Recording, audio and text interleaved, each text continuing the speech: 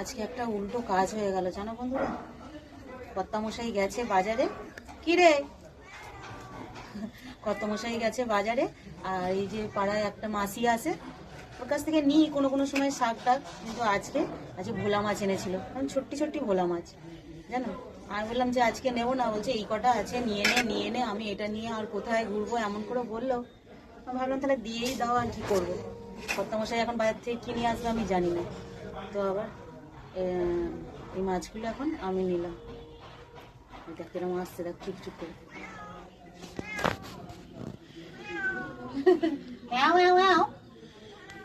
এখানে এনে ওই ডাকতেই এসে গেছে, দেখ দেখ আয় আয় আয় আয় আয়। কি করবি তুই? তুই কি করবি? মাছ খাবি? মাছ খাবি? মাছ খাবি নাকি?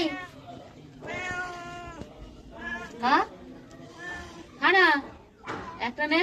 এনে এনে এনে এনে এনে এনে এনে এনে এনে এনে এনে। তুই একটা খা, দাঁড়া মুড়োগুলো কেটে দিয়ে দিই তোকে। যাই হোক, এগুলো এখন একটু দিয়ে নি। যা যা যা, ওই নিয়ে চলে গেছে।